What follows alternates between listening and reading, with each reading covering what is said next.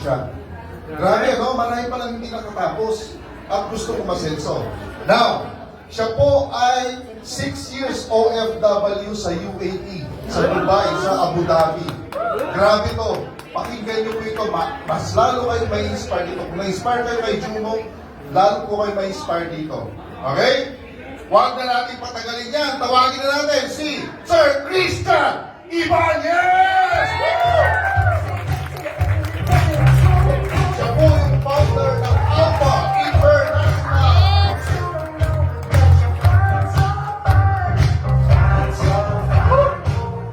Thank you, guys. Nagulat kayo? Nagulat ko. Guwapo! Salamat po. Grabe po, first time ko pong magsalita dito po sa stage, sa JC. Although, sanay po ako sa medyo matagal na sa JC. But, grabe, sanay po ako magsalita sa Zoom. Kami po yung team ng mga onliners dito sa JC. Yes. Pero first time ko, magsasalita po sa harap nyo. Grabe, ang dami ko nakikita mga poget, magaganda, nakakakaba pala. Yun. Bago pala pag nasa Zoom. Okay, so na-inspire po ba kayo kay GM Jumong? Yes! Palagpakan naman si GM Jumong, guys. Grabe. Grabe, ang lalo yung natin niya. So, perfect example po na kung talagang maniwala ka lang, malayo rin talaga mararating mo, lalo na pag nasa JC ka. Okay, so palagpakan naman po natin si DR.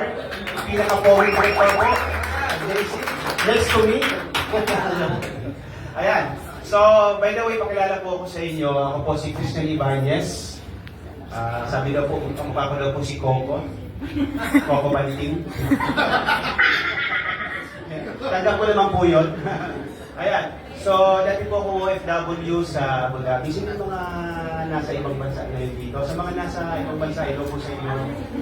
Yan, sa mga Hello po. OFW. Shout out pala sa team ko, Alpha International. Yes!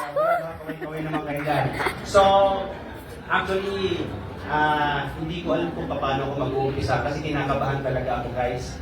Kasi first time ko talaga magsalita ulit sa stage. Pero ang background ko po sa OFW and I was 19 years old kung nag-start po ako mag-abroad. So meaning po, hindi ko po naranasan maging empleyado dito po sa Pilipinas. Ang first job ko po, nasa abroad ka agad. Why? Kasi nung time po na nasa third year college na ako, hindi na ako kayang pag-aralin ng magulang ko. So that time, nag-decide po ako na meron ng opportunity sa abroad. Ginarap ko na po. Eh, alam niyo ba, tuwang-tuwa ako noon. Alam ko, makakarelate kayo dito sa mga OFW, sa mga nasa abroad. Feeling ko dati pag nag-abroad ka, matutupad na lahat ng pangarap mo. Totoo? Yes. Di ba? Yung feeling na, yes, ito na, this is it. Bibili ko na lahat ng mga gusto ko, makakatulong na ako sa parents ko. Pero alam niyo guys, pagpunta ko sa abroad, when I started working, grabe, doon ko Resibo. nakita yung totoo, yung realidad ng buhay. Hindi pala madali mag-abroad. Tama. Akala natin maganda ng pakinggan, pero akala natin talagang maganda ito kasi nasa abroad eh. Pero ang totoo po, ang hirap kumita rin ng pera. Parang nasa Pilipinas ka rin. Pero, iba lang yung scenery. Okay, so, tumagal ako ng 6 years sa abroad. And, kumbaga, walang growth. Sobrang sipag ko sa work ko. Pero, alam mo yun, yung income, yung sahod, kulang pa madalas. Madalas na, negative pa. Hanggang po sa dumating yung time na pauna po tayo sa utang. Kasi bakit? Yung pagtaas ng mga bilihin or inflation, halos sunod-sunod, pero yung pagtaas ng sahod mo, pahirapan. Tama? Tama. So, doon ako nabaon sa utang. And buti na lang, there's a person na ginamit na makilala ko tong negosyong to sa abroad. And sinimulan ko po to part-time. Alright, and to cut the long story short, ginawa ko tong business na to, nung nasa abroad ako, and guys, 11 months of doing the business, nakapag-forward na po tayo sa Pilipinas. Wow! Ano po yung pinarin ko? Kasi bakit? Yung kinikita ko po dito, guys, hindi naman sa mamayabang, no? Yung kinikita ko po sa work ko for 15 months, dito po nagagawa po natin kitain in just 1 or 2 months. Oh, yes. Ganun po maganda yung opportunity na ginagawa nyo ngayon. And masasabi ko po sa lahat ng nasa abroad, no, kung nakita mo to, mas maganda simulan mo kaagad. Kasi kung nagagawa po namin, nagagawa mo rin. Yes. Ako po sa inyo, ito po yung ako dati. Ay, ako po to, Pwede bang pabalik? Ito po ako dati guys, nasa abroad.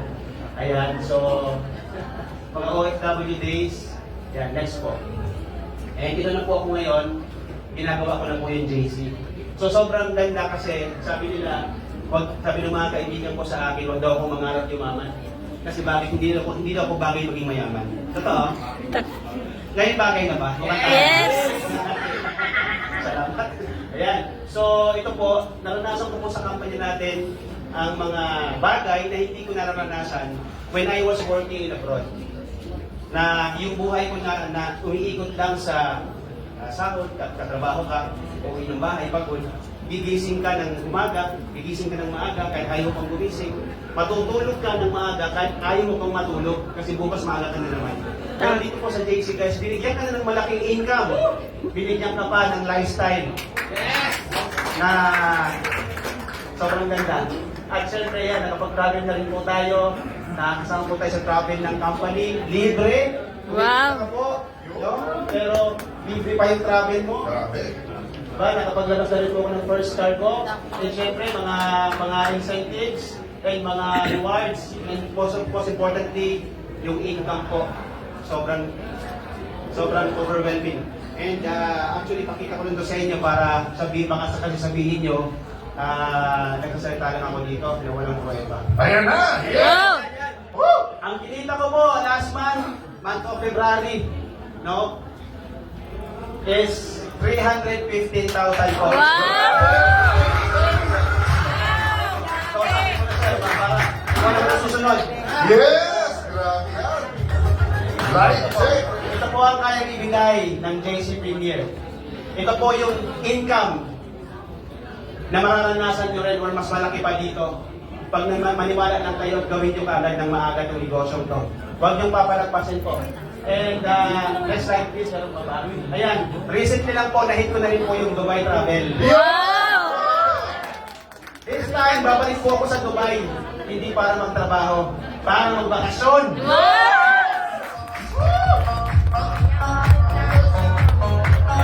Kaya kung nagagawa ko po ito, magagawa ko rin.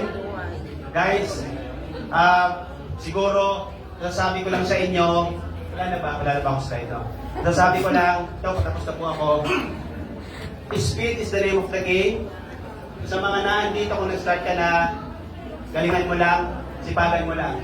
Kung masipag ka sa work mo, ang ginawa ko lang po, nilipat ko yung sipag ko sa trabaho, nilipat ko sa negosyo. Kasi sa trabaho, masipag ka, tumambling ka dyan, yung sahod mo fix. Yes! Dito po, tumambling ka, mag-cartwheel ka pa, pero